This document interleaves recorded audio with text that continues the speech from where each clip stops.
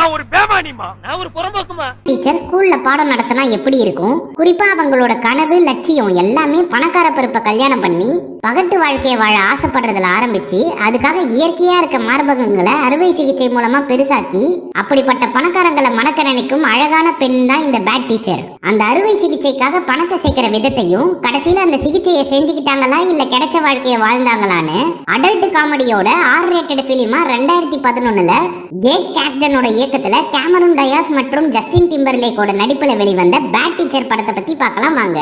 அதுக்கு முன்னாடி நம்ம சேனலுக்கு புதுசா வரவங்க மறக்காம ஃபிலிம் ஃபெதர்ஸ்க்கு சப்ஸ்கிரைப் பண்ணிடுங்க அண்ட் நோட்டிபிகேஷன்ஸ் உடனே வர பெல் ஐகானை தட்டி விட்டுருங்க. ஒன்னா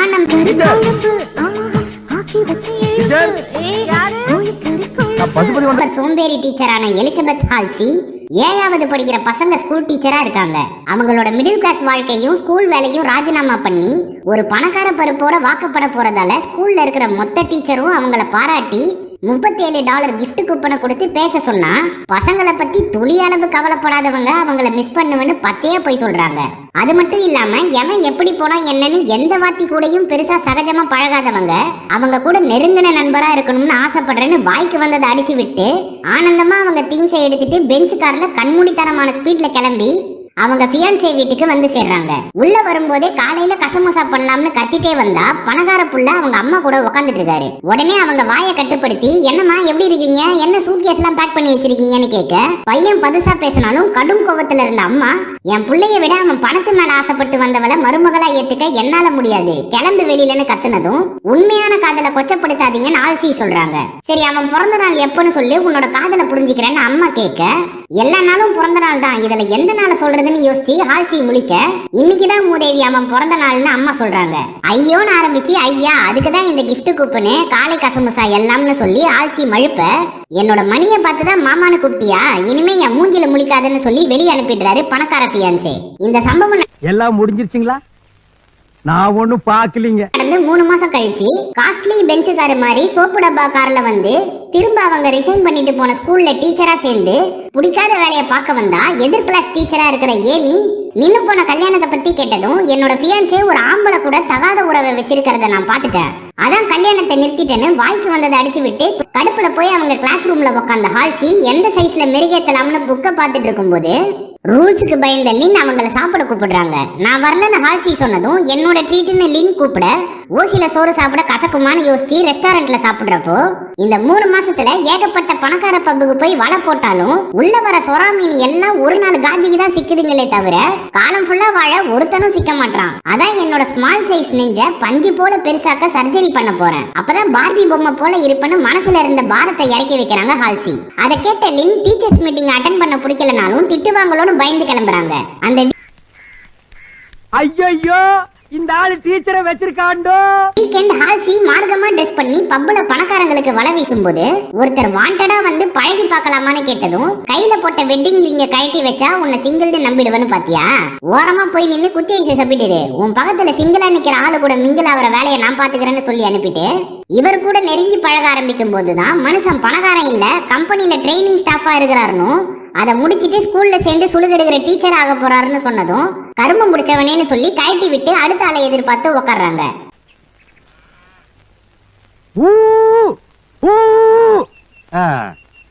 அதுக்கு வாய்ப்பில்லை ராஜான்னு புரிஞ்சு வீட்டுக்கு வந்து மட்டையாகி அடுத்த நாள் ஸ்கூலுக்கு போக லேட்டா எந்திரிச்சு கிளம்புறாங்க ஹால்சி.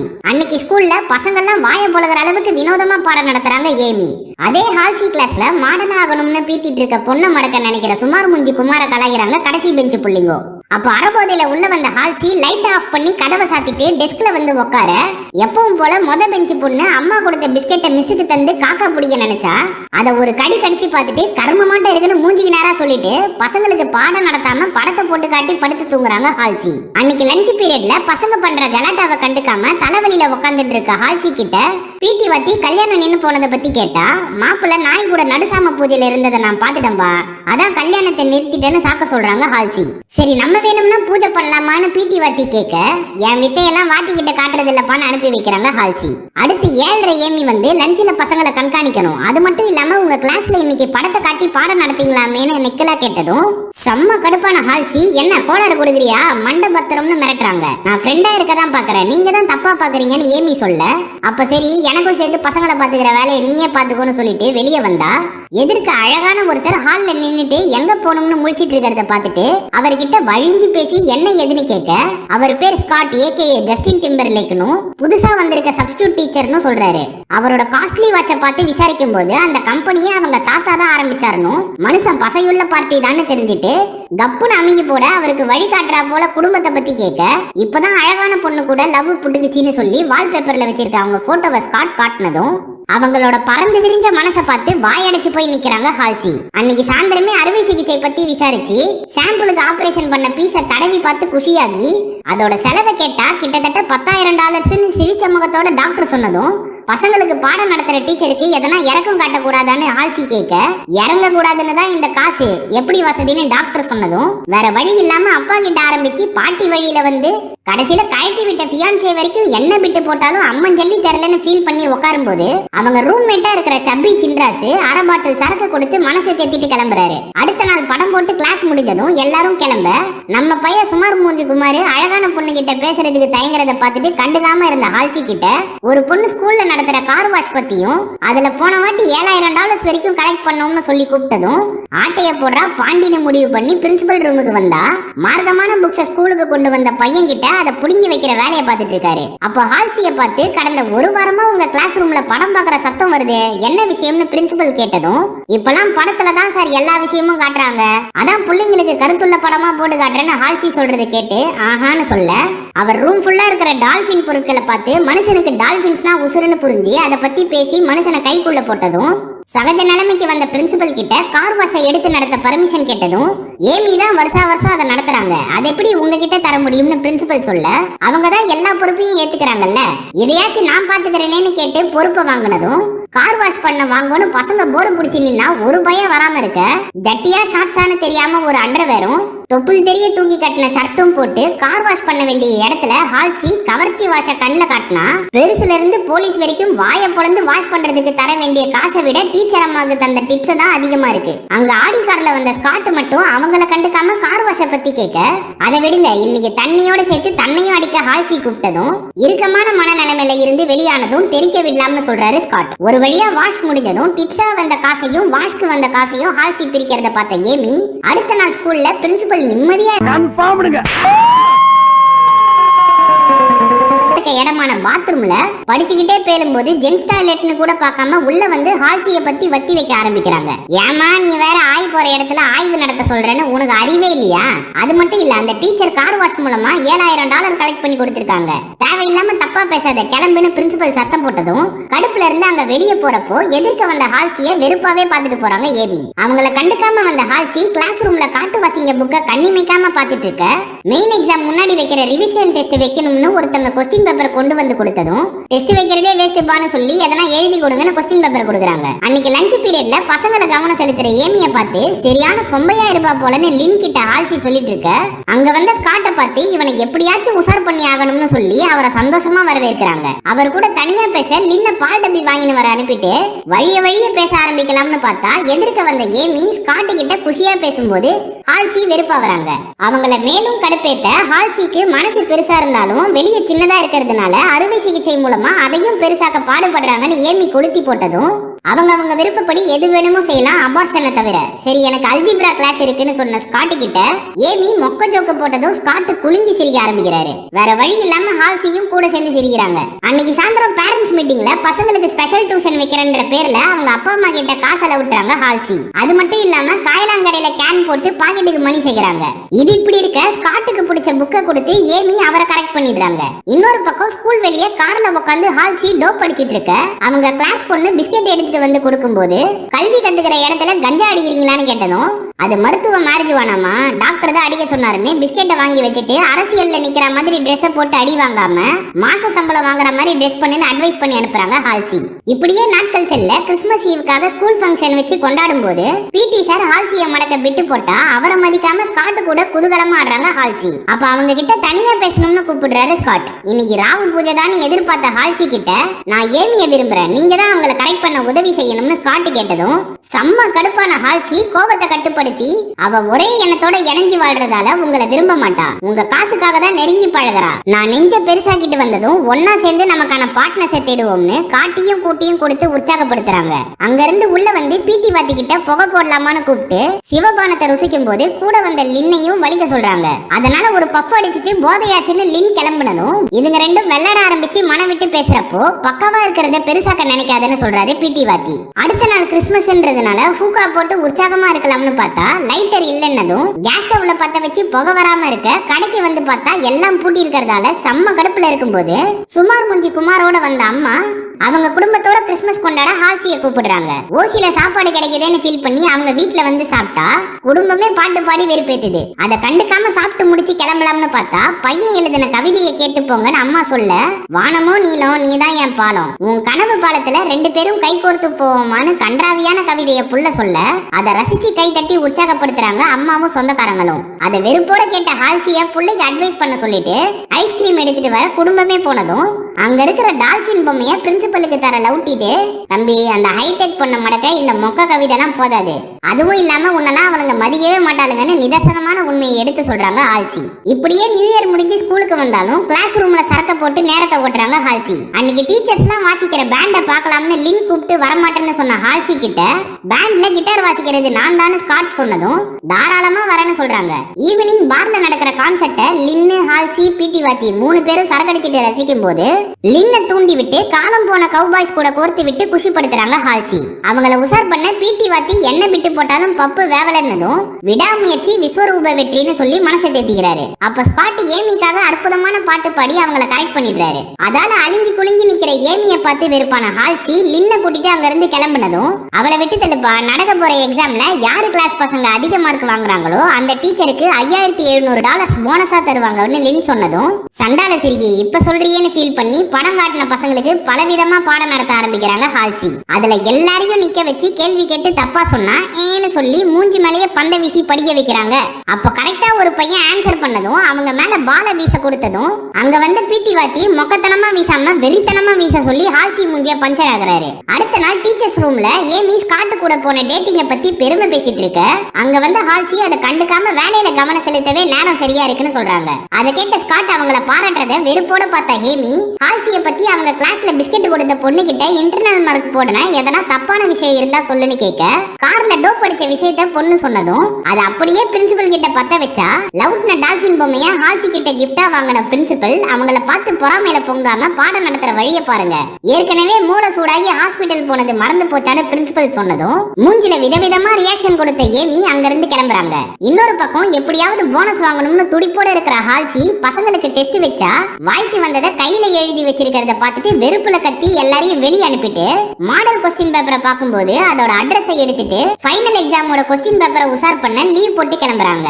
அவங்க ரூம்மேட்டான சப்பி சின்ராஸ் மூலமா மயக்க மருந்தை வாங்கிட்டு ஸ்கூல்ல திருடின விக்க மாட்டி மாறு வேஷத்துல கொஸ்டின் பேப்பர் ரெடி பண்றவரை சந்திச்சு கருப்பினத்தவங்களுக்கு எதிராக செயல்படுற மாதிரி டெஸ்ட் பேப்பரை வைக்கிறீங்களாமே, அதனால கொஸ்டின் பேப்பரை என்கிட்ட காட்டுங்கன்னு மார்க்கமான ரிப்போர்ட்டர் போல கேள்விகள் கேட்க அதை டெஸ்ட் வைக்கிறதுக்கு முன்னாடியே பார்க்கணும்னா உங்ககிட்ட இந்த ஐடி கார்டு இருக்கணும்னு பந்தாவா காட்டினதும் சரக்கு போட்டு மனுஷங்கிட்ட கவர்ச்சி போதையை ஏத்தி ஆபீஸ் ரூம்ல சில்மிஷம் பண்றதுதான் எனக்கு ரொம்ப பிடிக்கும், உங்களுக்கு எப்படின்னு கேட்டு ஹால்சி போட்ட பிட்டுல குஸ்காவை குறுகுறுன்னு பாக்குறவனுக்கு ஓசில லெக் பீஸ் பிரியாணி கொடுத்தா போல வாங்க வாங்கன்னு ஆபீஸ் ரூமுக்கு வரவேற்று டேபிள்ல கிசாவா இருக்க முதல்ல சரக்கு போட்டு ஆரம்பிப்போம்னு வைனை ரெடி பண்ணதும் பாட்டு போட்டு பரவசத்தை அடையலாம்னு ஹால்சி சொல்றாங்க. பாட்டு தானே அதோ போறேன் கம்ப்யூட்டர்ல நோண்டும் போது ஹால்சி மயக்க மருந்த வைன்ல கலந்துடுறாங்க. அப்போ பாட்டு போட்டு பட்டையை கிளப்பலாம்னு வந்த ஆளுக்கு பாட்டம் சப்ல போதை மருந்து கலந்த ட்ரிங்க்ஸை கொடுத்துட்டு பாத்ரூம் போயிட்டு வந்துடுறேன்னு கிளம்புறாங்க ஹால்சி. அதுக்குள்ள டேபிள் அறக்க பறக்க ரெடி பண்ணி அறபோதையில உட்கார்ந்த மனுஷனை அப்ரப்டா ஜெராக்ஸ் மிஷின்ல தள்ளிட்டு ஐடி கார்டுல வச்சிருந்த லாக்கர் கீயை எடுத்து ஆன்சர் ஷீட்டை கண்டுபிடிச்சிடுறாங்க ஹால்சி. இந்த சம்பவம் நடந்து ஒரு மாசம் கழிச்சு டெஸ்ட் எல்லாம் வச்சதுக்கு அப்புறம் டீச்சர்ஸ் மீட்டிங்ல விக்கு காணாம போன மேட்டரை ஏமி சொல்லி முடிச்சதும் டெஸ்ட் ரிசல்ட்ட பத்தி பிரின்சிபல் பெருமையோட பேச ஆரம்பிக்கிறாரு. நடந்த எக்ஸாம்ல ஒட்டுமொத்த ஸ்டேட்லயும் நம்ம ஸ்கூல் டாப் 5ல வந்திருக்கு. அதுக்கு முக்கிய காரணம் வேற யாரும் இல்லன்னு சொல்றப்போ ஏமி தன்னை தான் கூப்பிட போறாங்கன்னு சந்தோஷத்தோட உட்கார்ந்திருந்தா ஹால்சிக்கு தான் அந்த பெருமை போய் சேரும். அவங்களுக்கான போனஸ் $5700 தர நாங்க பெருமைப்படுறோம்னு பிரின்சிபல் சொன்னதும் எல்லாரும் அவங்கள பாராட்ட ஏமி மட்டும் வெறுப்போட உச்சில இருக்காங்க. அப்ப ஸ்காட் அவங்கள சந்தோஷமா உற்சாகப்படுத்தும் போது கூட வந்த ஏமி, நீ எல்லாம் இந்த போனஸ வாங்குவன்னு கனவுல கூட நான் எதிர்பார்க்கல. சரி விட்டு தள்ளு, ஸ்கூல் ட்ரிப்புக்கு நானும் ஸ்காட்டும் சோடியா போக போறமே பௌ பௌ. சரி நீ யாரு கூடயும் டேட்டிங் போலியான்னு வெறுப்பேத்தி கேட்டதும் நான் உசார் பண்ண நினைச்சவனா ஒரு மூதேவி தள்ளிட்டு போயிட்டா என்ன பண்றதுன்னு சொல்லி அவங்கள வெறுப்பேத்துறாங்க ஹால்சி. அந்த $5700 சேர்த்து ஒரு வழியா குருவி சேக்கரா போல சேர்த்து வச்சு அறுவை சிகிச்சைக்கான ஒட்டுமொத்த காசையும் கொண்டு போய் கிளினிக்ல கட்டி அப்பாயின்மெண்ட் ஃபிக்ஸ் பண்ண ஹால்சி ஸ்கூல்ல செய்ய வேண்டிய காரியம் ஒண்ணு இருக்குன்னு புரிஞ்சு ட்ரிப்புக்கு போக தயாரா இருந்த ஏமிய போக விடாம செய்ய அவங்களுக்கு ரொம்ப பிடிச்ச ஆப்பிள்ல அரிப்பிடுக்கிற செடியோட இலைய தேய்ச்சி வச்சுட்டு போனதும் கிளாஸ் ரூமுக்கு வந்த ஏமி அதை ஆசையோட எடுத்து சாப்பிட்டு வாய் வீங்கி போய் உட்காந்துடுறாங்க.